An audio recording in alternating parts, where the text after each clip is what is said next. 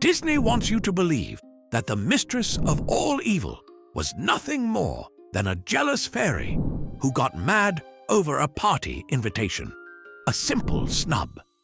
But the truth is, Maleficent isn't just any fairy. She is an elder fae, a terrifying cosmic entity whose power is bound by merciless, non-human laws. Her sleeping curse wasn't petty revenge. It was an obligation. Her actions were required. Disney had to invent a motive because the true Maleficent was too dark for the Magic Kingdom. In these original myths, the powerful fae are known as the She or the Elder Fae. They are the beautiful, terrifying first rulers of the wild earth, tied to specific, powerful locations. They are alien entities that predate human civilization itself. These are the spirits of chaos, rage, and untamed nature, the embodiment of the raw, unpredictable world. When you mention Elder Fae, you are naming a species whose very existence operates on a superior plane, giving them command over fire, wind, and transformation. Maleficent is not just a dark fairy. She is the apex fae, the queen of the She. She is the monarch of this ancient, merciless race. This is her true origin. She is not a villain, but a supreme power whose existence is defined by the strict, ruthless protocols of her own kind. She is a primordial being, and her presence in a kingdom is a subtle threat to the human monarchy itself.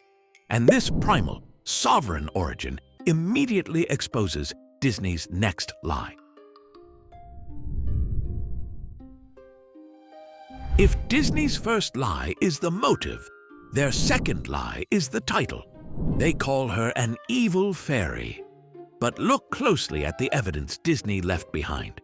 When Maleficent confronts the king and queen, she's not a cute Tinkerbell-sized creature with wings.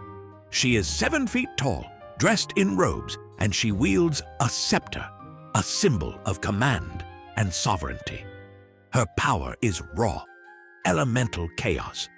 She spontaneously conjures walls of thorns, commands sickly green fire, and transforms herself into a dragon, the ultimate embodiment of primal, earthbound fury.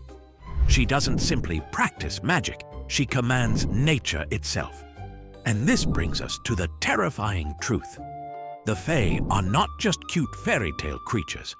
They are malevolent forces of nature that operate with no concept of human morality and are simply very devastating when provoked. This is why Disney lied. To categorize Maleficent as an evil fairy is to simplify her into a manageable character, a dark version of Tinkerbell. The reality is far more terrifying. She is the apex fae, an elder fae who embodies primal chaos and whose reaction to being insulted is less a spell and more a natural disaster. Disney made her seem simple. We're here to prove she's sublime. If Maleficent is the apex fae, we have to talk about what emotion even means to a being of that nature. Disney gave her the most human, most relatable, and most simple emotion: jealousy. But true fae, the She, do not feel jealousy.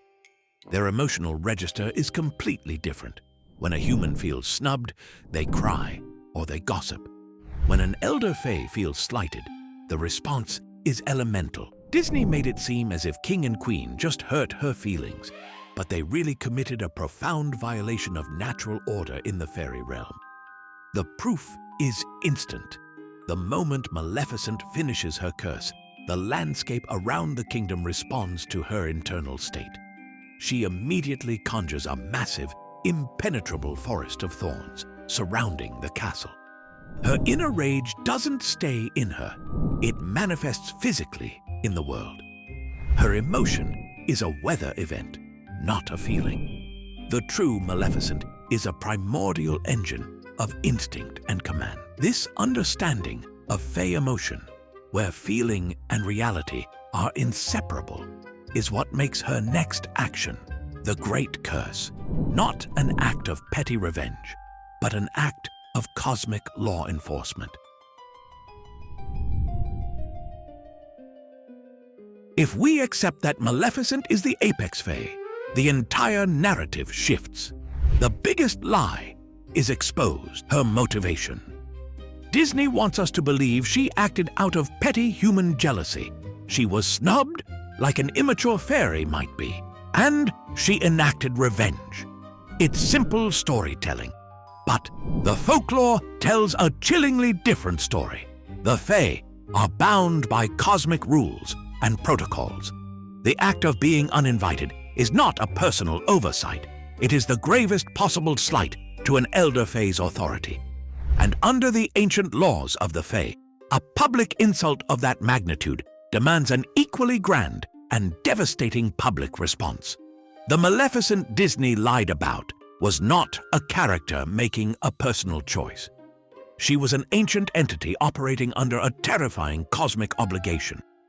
The choice before her wasn't if to curse the princess, but how to make the curse match the scale of the insult and the rigid law she must obey. Her rage is the chaotic, instinctive reaction of a supernatural being. The Fae are compelled to act on their emotions, much like how an animal acts on instincts. The curse on Aurora was not simply an act of spite, like we've been led to believe. It was a terrifying, inhuman demonstration of sovereignty meant to punish the entire kingdom for its offense against a foundational rule of nature. Disney turned an unstoppable force into a sulky villain. They concealed the fact that she had no choice but to unleash the darkest power at her command. To truly understand Disney's Maleficent, we need to uncover her real story, because the villain you think you know as Maleficent does not exist. Disney didn't just twist her story. They had to invent her entirely. In the oldest sources, there are two primal, terrifying figures that Disney chose to blend into one. First, from Charles Perrault's 1697 tale, we meet the figure that sets the curse in motion. She is given no name, only the chilling, functional title of the 13th Fairy, or the Old Fairy. She is not a person with a motive, but a purely elemental force of nature left uninvited due to a mere shortage of dinner plates. She is pure, indifferent chaos. No name, no backstory, no human malice. And it gets even darker. Go back to the oldest known version, Giambattista Basile's 1634 tale, Sun, Moon, and Thalia. Here, there isn't even a magical curse. The true terror is unleashed later by a king's jealous wife who tries to murder the princess and her children, then have them cooked and served as a meal. They took the unreasoning power of the unnamed fairy, combined it with the sheer malevolent intent of the oldest villain, and forged a single figure they christened Maleficent. The name itself is a simplification, literally meaning doing evil or wicked. They took a nameless primordial terror and gave her a human title, a costume, and a simple motive. Why? Because the original figure, the abstract entity whose curse was a force of fate rather than a personal choice, was too cold, too terrifyingly indifferent, and simply too dark for children. If the 1959 film was Disney's first lie about Maleficent, the live-action movies are the ultimate proof of our thesis. The original film tried to simplify Maleficent with a single, petty human motive: jealousy. But when Disney brought the character back in the live-action films, they completely rewrote the villain. They performed the ultimate retcon. The studio realized that a generation of modern viewers would not sympathize with a villain driven by petty jealousy, so they replaced it with the most human and relatable motive possible: personal tragedy, betrayal, and lost love. By having her wings stolen and destroying her capacity for romance, Disney turned a cosmic, primordial entity into a relatable victim. This is the final, greatest lie they sold to the audience. The Apex Fae, a being of primal chaos and law, was reduced to a woman, scorned. The Elder Fae's emotions are elemental and non-human, yet the live-action version centers her entire being on a heartbreak and a subsequent mother-daughter bond. The studio had to grant her redemption and a soft, emotional core because the terrifying, indifferent, law-bound entity from Folklore, the one driven purely by a cosmic obligation, is simply too dark for Disney and fundamentally incompatible with a modern, human-centric narrative. So, what is the ultimate lie? It is that Disney took a sublime, ancient, and terrifying entity, the Apex Fae, who followed a merciless, inhuman code of cosmic law, and reduced her to a simple evil fairy with a manageable grudge.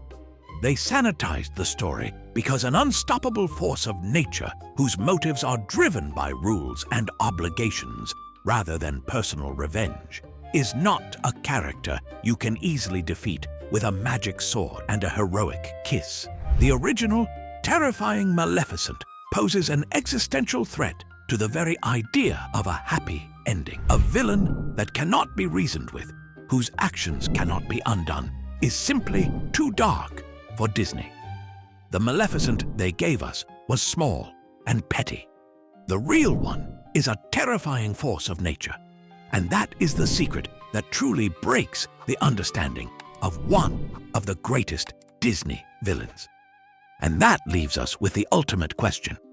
If Disney lied about Maleficent to make her simpler and more palatable, there's another classic Disney character that was heavily sanitized. Go check out what Disney hid in plain sight about Tinker Bell's dark side next. Thanks for watching.